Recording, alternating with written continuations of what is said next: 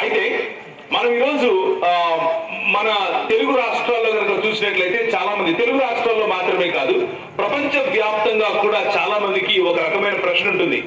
ఏమిటి అంటే, బైబిల్ గ్రంథంలో యేసు ప్రభు యొక్క పుట్టుక గురించి అయితే ఉంది, కానీ బైబిల్ గ్రంథంలో ఎక్కడ కూడా క్రిస్మస్ పండుగ జరుపుకున్నట్లుగా లేదు కదా అన్నటువంటి ప్రశ్న వస్తూ ఉంటుంది.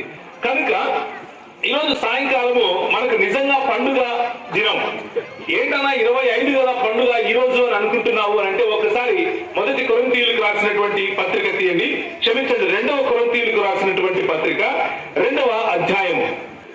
మా ద్వారా ప్రతి స్థలమందును క్రీస్తును గూర్చిన జ్ఞానము యొక్క సువాసనను కనపరచుచు ఆయన యందు మమ్మను ఎల్లప్పుడూ విజయోత్సవముతో ఊరేగించుచున్న దేవునికి స్తోత్రము. ఎల్లప్పుడూ లో ఈ రోజు కూడా ఉంది. విజయోత్సవము అంటే పండుగ, పర్వదినము అని అర్థం. పండుగ చేసుకో అని అంటాం కదా, దాని అర్థం ఏంటంటే విజయోత్సవం. మనకి ఎవరికైనా, నాకు పెళ్ళయింది, నాకు పెళ్ళై ఒక బిడ్డ కూడా ఉంది, నాకు కొన్ని సంవత్సరాలు వెళ్ళిపోతే నా బిడ్డకు కూడా పెళ్లి చేస్తాను. పెళ్లి చేసినప్పుడు వధూవరులు ఇద్దరిని విజయోత్సవంలో ఊరేగిస్తాం. మరి మన పల్లెటూరులో అయితే కనుక అందరూ వచ్చి బయట నిలబెట్టుకుని చూస్తారు. పెళ్లి కొడుకు పెళ్లి కూతురు పోతున్నారంట, వాళ్ళకు మేళతాళాలతో మరి అందరూ డాన్స్ వేసుకుంటా తీసుకొని పోతున్నారంట. పెళ్లి కూతురు ఎట్టున్నాడో చూద్దాం అని వస్తారు, పెళ్లి కొడుకు ఎట్టున్నాడో చూద్దాం అని వస్తారు. దాన్ని ఉత్సవము అంటారు. మన ప్రభువు ఇశ్రాయేలీయులు పాప బంధకంలో లేకపోతే బానిసత్వపు సంఖ్యలలో ఉన్నప్పుడు వారిని ఒక మాట చెప్పి పిలిచాడు. ఏమని పిలిచాడు అంటే, నిర్గమాకాండము 5వ అధ్యాయము 1వ వచనము. తర్వాత మోషే అహరోనులు వచ్చి ఫరోను చూచి, ఇశ్రాయేలీయుల దేవుడైన యెహోవా అరణ్యములో నాకు ఉత్సవము చేయుటకు నా జనమును పోనిమని ఆజ్ఞాపించుచున్నాడు అని ఫరో, రాజైన ఫరోతో చెప్తున్నాడు. ఫరో, రాజైన ఫరో అంటే ఎవరు అనుకుంటున్నారు? ఈ రోజు ఒకవేళ మన ప్రపంచానికి అతి గొప్ప దేశంగా, లేకపోతే చాలా శక్తివంతమైనటువంటి దేశంగా, ఇంకా చెప్పాలి అంటే అత్యంత ధనికమైనటువంటి దేశంగా ఏ దేశం అయితే ఉందో, ఉదాహరణకు అమెరికా అనుకోండి. అలాంటి దేశము ఆ రోజుల్లో, ఏ రోజుల్లో? మోషే సమయంలో అలాంటి దేశము, అంత పవర్ఫుల్, అంత శక్తివంతమైన, అంత ధనికమైన ఆ దేశం దగ్గరికి వెళ్ళి ఒక చిన్న ప్రవక్త లాంటి వాడు, గొర్రెలను మేపుకునేవాడు వెళ్ళి ఆయనతో మాట్లాడుతున్నాడు. ఏమని? నా ప్రజలను పోనిమ్ము. ఎందుకు? ఉత్సవము చేసుకోవటానికి పోనిమ్ము, మేము పండుగ చేసుకోవాలి, నా ప్రజలను పోనివ్వు అని నా దేవుడైనటువంటి యెహోవా చెప్తున్నాడు. నాకు నిర్గమాకాండం 3వ అధ్యాయంలో అలాంటి ఆజ్ఞనిచ్చాడు. నా పితరులైనటువంటి అబ్రహాము, ఇస్సాకు, యాకోబుల దేవుడు తన ప్రజలను పిలుస్తున్నాడు. ఎందుకు పిలుస్తున్నాడు అని అంటే, ఉత్సవం జరుపుకోవటానికి పిలుస్తున్నాడు అని చెప్పాడు. ఇందులో మనం అర్థం చేసుకోవాల్సిన విషయం ఒకటి ఉంది. ఏమిటి అంటే, మన పిలుపు, క్రైస్తవునిగా పిలువబడినటువంటి ప్రతి ఒక్కరి పిలుపు ఏమిటి అంటే ఉత్సవంలో జీవించడం. క్రైస్తవుడిగా మనం తిరిగి జన్మించిన ప్రతి ఒక్కరు అర్థం చేసుకోవాల్సిన విషయం ఏమిటి అంటే, ప్రతిరోజు పండుగలా జీవించడం. ఏ రోజు కూడా మినహాయింపు లేదు. మనం యేసు ప్రభువును ఆరాధించే వారమై ఉండగా ప్రతి దినము మనకు పండుగే. డిసెంబర్ 25 కూడా పండుగే. ఇంటున్నారన్నమాట. కేవలం డిసెంబర్ 25 కాదు, పండుగ ముఖ్యం. ప్రతిరోజు పండుగే. డిసెంబర్ 25 కూడా పండుగే. ఈ రోజు కూడా పండుగే. ఎక్కడెక్కడ మనము యేసు ప్రభువు నామములో యేసు ప్రభువు సువార్తను ప్రకటిస్తామో, ఎప్పుడెప్పుడు ఒక ఆత్మ యేసు ప్రభువును అంగీకరించి మన ద్వారా యేసు ప్రభు యొక్క గుణాతిశయాలను విన్న తరువాత యేసు ప్రభు యొక్క సామ్రాజ్యంలో ఎప్పుడైతే ఆయన అడుగెడతాడో అప్పుడు మనకు పండుగ. పరలోకంలో పండుగ, భూలోకంలో పండుగ. యేసు ప్రభు పుట్టుక రోజు పండుగ జరిగింది. యేసు ప్రభు పుట్టుక చరిత్రలో జరిగిన సత్యము. మొట్టమొదటి విషయం, ఈ విషయం అర్థం చేసుకోవాలి. ఏ మహనీయుడు పుట్టినప్పటికీ ఆ మహనీయుడు చేసినటువంటి పనుల బట్టి, ఆ మహనీయుడి యొక్క జీవితాన్ని బట్టి ఆ మహనీయుడు పుట్టిన రోజును మనం జరుపుకుంటూ ఉంటాం. కానీ యేసు ప్రభువు చనిపోవటం కోసమే పుట్టినటువంటి ఏకైక దేవాది దేవుడు. యేసు ప్రభువు చనిపోయిన మనలను రక్షించడానికి, తిరిగి బ్రతికించడానికి పుట్టినటువంటి ఏకైక మహాదేవుడు, మన దేవుడు, మన రక్షకుడు. ఆయన గురించి కొన్ని విషయాలు మనం తెలుసుకుంటాం. ఆ క్రిస్మస్ దినం గనక లేకపోతే చరిత్రలో ఈ రోజు మన జీవితాలు ఎలా ఉండేవి ఒకసారి ఆలోచించండి. పండుగను గురించినటువంటి విషయాలు మనం తెలుసుకోవాలి. చాలా సార్లు మనం అనుకుంటూ ఉంటాం, పండుగలు లోకంలో ఉండే వాళ్ళు చేసుకుంటూ ఉంటారు, మనం చేసుకోవక్కర్లేదు అని. అలా కాదు. మన దేవుడు మనం పిలిచిందే పండుగలు చేసుకోవటానికి, మన దేవుడు మనల్ని రక్షించిందే పండుగలో జీవించడానికి. ఇశ్రాయేలీలు సంవత్సరం మొత్తంలో ఎన్ని నెలలు ఉంటాయి? 12 నెలలు ఉంటాయి. 12 నెలలలో 7 పండుగలు చేసేవాళ్ళు. మన భారతదేశంలో కూడా ఎన్నో పండుగలు ఉన్నాయి లేవా? ఉన్నాయి. ఎందుకు అంటే సాంస్కృతికంగా దేవుడు మన పట్ల చేసినటువంటి మేలులను, దేవుడు మన పట్ల మనకి ఇచ్చినటువంటి ఈవులను, దేవుడు మన పట్ల కురిపించినటువంటి తన అపారమైనటువంటి కరుణను జ్ఞాపకం చేసుకోవటానికి పండుగలు ఉపయోగపడతాయి.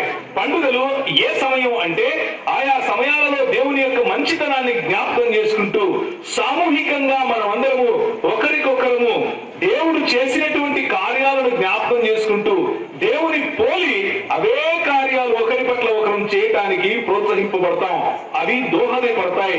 కాబట్టి పండుగలు 7 రకాల పండుగలు ఇశ్రాయేలీయులు చేసుకునేవారు. ఆ పండుగలు ఏవి అని అంటే, ఒకటి పస్కా పండుగ, రెండవది పులియని రొట్టెల పండుగ, మూడవది గుడారాల పండుగ, నాలుగవది ట్రంపెట్స్ అంటే ఏంటంటే బూరల పండుగ, ఐదవది పెంటెకోస్తు పండుగ, ఆ తర్వాత ప్రాయశ్చిత్తార్థ బలి అనే పండుగ అంటూ 7 పండుగలు చేసుకునేవాళ్ళు. ఈ 7 పండుగలు వివిధ సమయాలలో చేసుకునేవాళ్ళు. ఒక్కొక్క పండుగకు ఒక్కొక్క సిగ్నిఫికెన్స్, లేకపోతే ఒక్కొక్క పండుగకు ఒక్కొక్క అర్థం ఉండేది. ఉదాహరణకు పస్కా పండుగ అంటే మన పాపాల ప్రాయశ్చిత్తార్థమై దేవుడు పంపించినటువంటి, లేకపోతే మనము మరణించకుండా దేవుడు ఇచ్చినటువంటి గొర్రెపిల్లను చూపించే ఒక పండుగ అది. ఈ పండుగలన్నీ 7 పండుగలుంటే 7 పండుగలు కూడా యేసు క్రీస్తులో సంపూర్ణంగా అవి ఫలించినట్లుగా, నెరవేరినట్లుగా దేవుని వాక్యం మనకు చెబుతుంది. కనుక పండుగల ద్వారా ప్రభువు మాట్లాడాడు అన్న విషయం మనం గుర్తుంచుకోవాలి.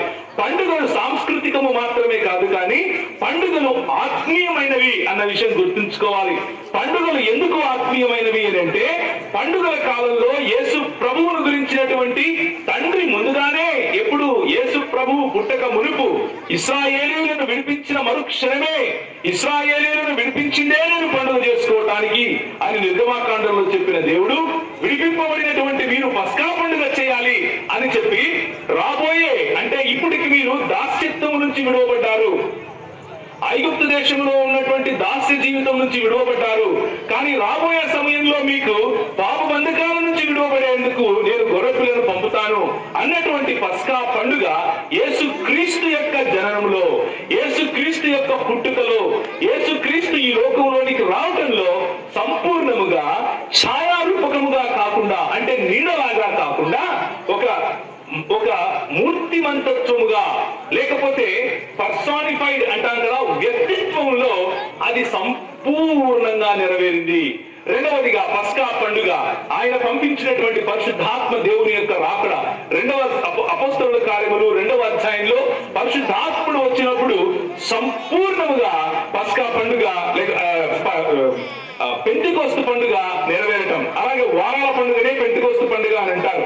పులియని రొట్టెల పండుగ యేసు క్రీస్తును ధరించిన మనం, మరి పులియని రొట్టెలు అంటే ఈ పాపము లేని జీవితాన్ని, పాపరహితమైన జీవితాన్ని, దీన్నే ఏమంటారు అని అంటే రోజు రోజుకు యేసు క్రీస్తు స్వారూప్యంలో ఎదిగే జీవితాన్ని మనం కలిగి ఉండాలి అన్నటువంటి ఆ మాదిరిని పాత నిబంధన గ్రంథంలో ఏదైతే పండుగ రూపంలో చెప్పారో, క్రొత్త నిబంధన జీవితంలో మనము సంఘముగా ఎదగటంలో యేసు ప్రభు మన జీవితంలో సంపూర్ణం చేశాడు.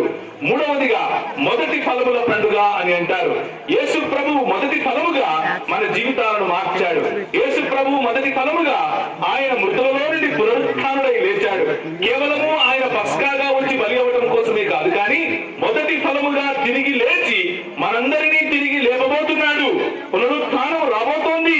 పునరుత్థానము నీ జీవితంలో, పునరుత్థానమును జీవమును నేనే అని చెప్పినటువంటి మాటను ఆయన సంపూర్ణం చేయడానికి మరి మొదటి ఫలముల పండుగను ఆయన చేశాడు. అలాగే వారాల పండుగ గురించి నేను చెప్పాను. అలాగే బూరల పండుగ అంటే ఇది ఇశ్రాయేలు సమయంలో కోతకాలం అయిపోయిన తర్వాత బూరలు ఊహిస్తారు. ఇప్పుడు పండుగలు మొదలు పెట్టాలి అని చెప్పడం కోసం ఈ పని చేస్తారు. అలాగే యేసు ప్రభువు కోతకు రాబోతున్నాడు. యేసు ప్రభువు వచ్చేటప్పుడు బూరలు ఊగిస్తారు. యేసు ప్రభువు వచ్చినప్పుడు ఆయన బూరలు ఊదినప్పుడు నిద్రపోతున్నారు కదా, లేచి కూర్చోక తప్పదు. ఇద్దరు గనక ఒక రోడ్డు మీద పని చేస్తూ ఉంటే రోకటిని దంచే వాళ్ళలో ఒకడు ఉంటాడు, ఒకరు ఉండకుండా పోతారు. ఇద్దరు చేలోకి వెళ్ళి పని చేస్తూ ఉంటే ఒకరు ఉంటారు, ఒకరు లేకుండా పోతారు అని చెప్పినటువంటి మాటలు యేసుక్రీస్తు స్వయంగా ఈ బూరల పండుగలో ఆయన సంపూర్ణం చేయబోతున్నాడు. అలాగే ప్రాయశ్చిత్తార్థ బలిగా చేసినటువంటి పండుగ సంపూర్ణముగా యేసు ప్రభువు రాకడ తరువాత మన జీవితాలలో పాపము సంపూర్ణంగా వెళ్ళిపోవటం, మనం తిరిగి లేచి యేసు ప్రభువును మేఘారుడే వస్తూ ఉండగా చూసి మేఘాలలో ఆయనను ఎదుర్కోవటం, ఆయనతో పాటి జీవించడానికి వెళ్ళటానికి ఆయన మనకిచ్చే గుడారాలు, ఆయన మనకిచ్చే గొప్ప గొప్ప ఇళ్ళు, ఆయన మనకిచ్చే భవంతులు గుడారాల పండుగను సూచిస్తాయి. అలా 7 పండుగలు ఉంటే 7 పండుగలకు అర్థము యేసుక్రీస్తు ప్రభువే. 7 పండుగలకు అర్థం యేసుక్రీస్తు ప్రభువే అయినప్పుడు ఆయన పుట్టుక ఎంత పండుగ కావాలి? దేవునికి స్తోత్రం, హల్లెలూయా. దేవునికి జై చెప్పండి, హల్లెలూయా. యేసు ప్రభువుకు స్తోత్రం చెప్పండి, హల్లెలూయా. యేసు ప్రభువు పుట్టుక పండుగనే కాదా? చెప్పండి. ఇప్పుడు పండుగనే కాదా? పండుగే. యేసు ప్రభువు పుట్టుక పండుగే. ఎందుకు పండుగ? పాత నిబంధనలో చెప్పిన 7 పండుగలు కలిపి యేసు క్రీస్తు తన జీవితంలో సంపూర్ణం చేశాడు కాబట్టి పండుగ. అంత మాత్రమే కాదు, ఆయన కేవలము తన జీవితంలోనే ఆ పండుగలను సంపూర్ణం చేయలేదు, కానీ మన జీవితాలను కూడా పండుగ కోసమే పిలిచాడు అని 2వ కొరింథీయులకు రాసిన పత్రిక 2వ అధ్యాయం 14వ వచనంలో నేను చూపించాను. మనం ఎక్కడెక్కడ సువార్త ప్రకటిస్తామో, మనం ఏ ఊళ్ళో క్రైస్తవుడిగా జీవిస్తామో ఆ ఊళ్ళో మన జీవితము పండుగలా ఉండాలి. మన జీవితము పండుగను పురస్కరించుకొని ఉండాలి. మనం మాట్లాడితే ఎదుటి వారి జీవితంలో పండుగ రావాలి. మనము నడిస్తే మన ఊళ్ళో పండుగ రావాలి. మనం సంఘానికి వచ్చి దేవుణ్ణి ఆరాధిస్తే అదొక పండుగ, ఉత్సవం లాగా, తిరునాళ్ళ లాగా కనిపించాలి. కానీ క్రైస్తవ జీవితాలు అలా ఉన్నాయా? మీరు ఆలోచించండి. ఏమైనా ఆయన క్రీస్తు దేవుని శక్తిగా పుట్టాడు. ఎలా పుట్టాడు? క్రీస్తు దేవుని శక్తి అయి ఉన్నాడు, దేవుని జ్ఞానం అయి ఉన్నాడు. ఆ రోజు ఆయన జన్మించినప్పుడు జ్ఞానులు వచ్చారు. జ్ఞానులు వచ్చి ఆయనను గుర్తించారు, ఆయన దేవుడు అని గుర్తించారు. సాంబ్రాణి బోలములను సమర్పించారు. అవునా కాదా? బంగారు సాంబ్రాణి బోలాలను ఆయన సమర్పించి ఆయన ముందు మొక్కారు, ఆయనను ఆరాధించారు. జ్ఞానులకు అర్థమైంది. కానీ ఈ రోజు కూడా కొంతమంది జ్ఞానులు ఉన్నారు. ఈ రోజు కొంతమంది తొడలు పట్టే జ్ఞానులు ఎక్కువైపోయారు. ఈ రోజుల్లో మీసాలు తిప్పే జ్ఞానులు ఎక్కువైపోయారు. ఈ రోజుల్లో ఈ తొడలు తిప్పే జ్ఞానులకు ఏంటంటే, వీళ్ళు మీరెందుకు రెవరెండ్ అంటున్నారు, మీరెందుకు ఫాదర్ అంటున్నారు అంటారు, కానీ ఈయన మాత్రం డాడీ అనాలంటారు. ఈ జ్ఞానులు ఏం చేస్తున్నారు అంటే ఈ రోజుల్లో యేసుక్రీస్తు పుట్టినవాడు అంటున్నారు. యేసుక్రీస్తు ఒకానొకప్పుడు ఈ చరిత్రలోనికి వచ్చాడు, అప్పుడే ఆయన కలిగారు అని అంటున్నారు. కానీ దేవుని వాక్యం ఏం చెప్తుందో మీరు గమనించండి. ఈ క్రిస్మస్ పండుగ ఎందుకు పండుగ అంటే, యేసుక్రీస్తు కేవలము ఈ చరిత్రలోనికి వచ్చినప్పుడు పుట్టినవాడు కాదు. ఈ క్రిస్మస్ పండుగ ఎందుకు పండుగ అంటే, యేసుక్రీస్తు ఈ సకల లోకాలను సృష్టించిన వాడు, ఆ సృష్టించిన దేవుడు నిన్ను నన్ను రక్షించడం కోసము ఈ చరిత్రలోనికి మానవ రూపము దాల్చి వచ్చాడు. యోహాను రాసినటువంటి పత్రిక 1వ అధ్యాయము 1వ వచనం ఏం చెప్తుంది? ఏ డేరాల పండుగ గురించి చెప్తుందో తెలుసా? ఏ డేరాల పండుగ గురించి చెప్తుంది అంటే, ఆదియందు వాక్యం ఉండెను, వాక్యము దేవుని యొద్ద ఉండెను, వాక్యము దేవుడై ఉండెను, ఆ వాక్యము కృపా సత్య సంపూర్ణుడై మన మధ్య నివసించెను అన్నప్పుడు వాడినటువంటి గ్రీకు పదం ఏమిటి అంటే డేరా వేసెను అని అర్థం. ఏ మాట అయితే హెబ్రీలకు రాసిన హెబ్రీల భాష అయినటువంటి హిబ్రూ భాషలో డేరాలకు వాడారో అదే మాట యేసుక్రీస్తు మన మధ్య డేరా వేసెను అని చెప్పాడు. ఎందుకు చెప్పాడు అంటే, సొలొమోను నిర్మించినటువంటి ఆ దేవాలయమును చూసుకున్నప్పుడు దేవుడు అన్నాడు, నా సన్నిధిని అక్కడ ఉంచుతాను అని. కానీ యేసు ప్రభు ఈ లోకంలోనికి వచ్చినప్పుడు ఏమన్నాడు అంటే, ఆ సన్నిధి నేనే అన్నాడు. కలిగి ఉన్నదేమీ ఆయన లేకుండా కలుగలేదు అని 3వ వచనంలో చెప్తూ ఉంటే, ఈ తొలగొట్టే వాళ్ళు ఏమంటారు? ఆయన కలిగిన వాడు అంటారు, మొట్టమొదటిగా కలిగిన వాడు అని అంటారు. మొట్టమొదటిగా కలిగిన వాడు కాదు, ఆది నుండి ఉన్నవాడు. ఆయనకు సమయము అన్నటువంటి హద్దు లేనివాడు. ఆ యేసుక్రీస్తు మన కోసం పొత్తి గుడ్డలలో చుట్టబడినటువంటి చిన్న బారుడిలాగా వచ్చాడు. క్రిస్మస్ పండుగ మనకి ఏం గుర్తు చేస్తుంది అంటే సర్వ మానవాళిని రక్షించడానికి వచ్చినటువంటి మన ప్రభువును గుర్తు చేస్తుంది. క్రిస్మస్ పండుగ ఏ భేదము లేదు, ఏ భేదము లేదు. ప్రతి కులస్థుడు, ఏ భేదము లేదు. ప్రతి మతస్థుడు, ఏ భేదము లేదు. ప్రతి మానవుడు, ఆడమగా తేడా లేదు. ప్రతి ఒక్కరూ దేవుడు అనుగ్రహించినటువంటి మాకు పాపము కారణంగా దూరమై ఉన్నారు. ఆ పాపము నుంచి రక్షించడానికి నేను ఈ చంటి బాలుడిగా పుట్టాను అని దేవుని వాక్యం చెబుతా ఉంది. ఆయన పుట్టాడు అన్నది సత్యం. అయితే ఆయన పుట్టినప్పుడే తన ఉనికి ప్రారంభమైంది అని అనుకునే వాళ్ళు ఆలోచన లేకుండా, సమగ్రమైన అవగాహన లేకుండా అనుకుంటూ ఉంటారు. యేసు ప్రభువు పుట్టక ముందు నుంచి ఉన్నవాడు. యేసు ప్రభువును గురించి దాదాపు ఆయన పుట్టక ముందు సృష్టి ఆరంభం నుంచి ఆయన మాట్లాడుతూ వస్తున్నాడు. మీకా గ్రంథము 5వ అధ్యాయము 2వ వచనము. ఎవరైనా గట్టిగా చదువుతారా? మీకా గ్రంథము 5వ అధ్యాయము 2వ వచనం. అయితే సమూహముగా కూడుదానా, సమూహముగా కూడుము, శత్రువులు మన పట్టణమును ముట్టడి వేయుచున్నారు. వారు ఇశ్రాయేలీయుల న్యాయాధిపతిని కర్రతో చెంప మీద కొట్టుచున్నారు. 2వ వచనం. బెత్లెహేము ఎఫ్రాతా, యూదా వారి కుటుంబములలో నీవు స్వల్ప గ్రామమైనను నా కొరకు ఇశ్రాయేలీయులను ఏలబోవాడు నీలో నుండి వచ్చును. పురాతన కాలముగా మొదలుకొని శాశ్వత కాలము ఆయన ప్రత్యక్షమగుచుండెను. యేసుక్రీస్తు ఎప్పటి నుంచి ప్రత్యక్షమవుతూ వస్తున్నాడు? పురాతన కాలము మొదలుకొని శాశ్వత కాలము ప్రత్యక్షమగుతూ వస్తున్నాడు. యేసుక్రీస్తు ఎవరు అంటే ఆయన ఈ భూమికి పునాదులు వేసిన వాడు. యేసుక్రీస్తు ఎవరు అంటే ఈ ఆకాశ మండలములను సృజించిన వాడు. యేసుక్రీస్తు ఎవరు అంటే సమయం అన్నది పుట్టక ముందు నుంచి మాట్లాడుతున్నటువంటి వాడు. యేసుక్రీస్తు ఎవరు అంటే తండ్రి, కుమార, పరిశుద్ధాత్మలుగా అవిభాజ్యుడుగా ఉన్నటువంటి దేవుడిలో ఆయన ఒక వ్యక్తి అయ్యున్నాడు. ఇలాంటి దేవుడు మన మధ్య పుట్టాడు. ఆ విషయం అందుకు మనం పండుగ జరుపుకోవాలి. ఇలాంటి దేవుడు మన మధ్య పుట్టినందుకు మనం పండుగ జరుపుకోవాలి. ఒకరోజు కాదు, ప్రతిదినము పండుగ జరుపుకోవాలి. ప్రతి దినము పండుగ జరుపుకోవాలి. పండుగలో జీవించాలి. మనం మాట్లాడే మాటలు ప్రజల్లో పండుగ సృష్టించాలి. అందుకని 3వ అధ్యాయం 16వ వచనంలో మనం చూసినట్లుగా దేవుడు లోకాన్ని ఎంతో ప్రేమించాడు. ఏమున్నాయా మనలో ప్రేమించడానికి? ఈ దేవుడు మనకు ఇచ్చాడు అన్న మాత్రమే కాకుండా ఆయన లెక్క అడుగుతాడు అని జ్ఞాపకం చేస్తుంది. మనం ఇంకా యేసు ప్రభు ఇంకా పొత్తిగుట్టల్లోనే ఉన్నాడు, ఇంకా ఆయన పశువుశాలలో ఉన్నాడు అని అనుకుంటారు. ఆయన రాబోతున్నాడు. ఆయన వచ్చినప్పుడు ప్రశ్నిస్తాడు. ఆయన వచ్చినప్పుడు లెక్క అడుగుతాడు. యెహోవా దేవుడు లెక్క అడిగినట్టుగా నిజానికి తీర్పు తీర్చేది యేసు ప్రభువే. ఆయనే ఆకాశ మేఘారుడై రాబోతున్నాడు. తెల్లటి గుర్రం మీద రాబోతున్నాడు. మనల్ని ప్రశ్నిస్తాడు. తీర్పు తీర్చడానికి ప్రశ్నిస్తాడు. యోహాను సువార్త 3వ అధ్యాయం 16వ వచనంలో మనం చదివినప్పుడు 18వ వచనం 17వ వచనం కనుక చూస్తే, లోకము తన కుమారుని ద్వారా రక్షణ పొందుటకే గాని లోకమును తీర్పు తీర్చుటకు దేవుడు ఆయనను లోకములోనికి పంపలేదు అని 17వ వచనం చెబుతా ఉంది. ఆయన తీర్పు తీర్చడానికి మొదటగా రాలేదు. ఆయన తీర్పు తీర్చకుండా ఆయన తన ప్రాణాన్ని పెట్టడానికి, లేకపోతే మన పైన రావాల్సినటువంటి తీర్పును తన పైకి తీసుకొనటానికి ఆయన వచ్చాడు. అందుకే కొలస్సీలకు రాసిన పత్రిక ఏం చెప్తుంది అంటే, దేవునికి మనకు మధ్య ఆయన శాంతి చేశాడు. దేవునికి మనకు మధ్య ఆయన సమాధానాన్ని నెలకొల్పాడు. పాపము కారణంగా మనం దేవునికి దూరం అయిపోయి ఉంటే, పాపము కారణంగా మనం దేవునికి తిరగబడిన వాళ్ళమై ఉంటే, పాపము కారణంగా మనం దేవునికి విరోధులమై ఉంటే, దేవునికి మనకు మధ్య సమాధానాన్ని యేసు ప్రభువు చూపించాడు.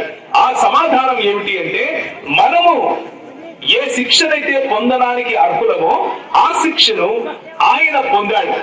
ఆయన శిలువ పైన ఆ శిక్షను పొందాడు కాబట్టి మనం రక్షింపబడ్డాం. రక్షింపబడిన మనకు ఇక ఏ తీర్పు లేదు. కానీ ఈ క్రిస్మస్ మనకు ఇంకొక తీర్పును జ్ఞాపకం చేస్తుంది. ఏమిటి అంటే, ఆయన తిరిగి వచ్చినప్పుడు నిన్ను లెక్క అడుగుతాడు. నీకు ఇచ్చినటువంటి ప్రతి తలాంతు మీద లెక్క అడుగుతాడు. నీకు ఇక్కడ స్థానికంగా సంఘం ఇచ్చాను, ఆ సంఘంలో నువ్వు చేసినటువంటి పని ఏంటి అని లెక్క అడుగుతాడు. నేను నీకు నాయకులను ఇచ్చాను, ఆ నాయకులకు నువ్వు ఎంత మాత్రం విధేయత చూపించావు అని లెక్క అడుగుతాడు. నేను నీ సంఘంలో వాక్య పరిచర్యను చేయించాను, ఆ వాక్యానికి విధేయత ఎంత చూపించావు అని అడుగుతాడు.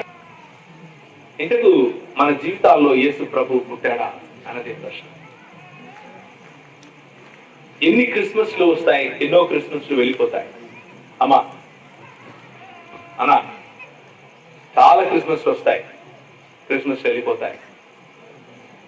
కానీ ఇవంతా తింటాం, టేపులు వస్తాయి, మరుసటి రోజుకి అయిపోతాయి. అది కాదు పండుగ. యేసుక్రీస్తు మీ జీవితంలో పుట్టాడా? యేసుక్రీస్తు మీ హృదయంలో పుట్టాడా? ఇది అసలైన ప్రశ్న. అప్పుడు నిజమైన పండుగ మీ జీవితంలో మొదలవుతుందమ్మా. అప్పుడు నిజమైన పండుగ మీ జీవితంలో మొదలవుతుందన్నా. యోహాను సువార్త 3వ అధ్యాయం 16వ వచనం మనం చదివాం. దేవుడు, అద్వితీయ దేవుడి యొక్క పరిచయం క్రిస్మస్ చేస్తుంది అని మనం చూసాం.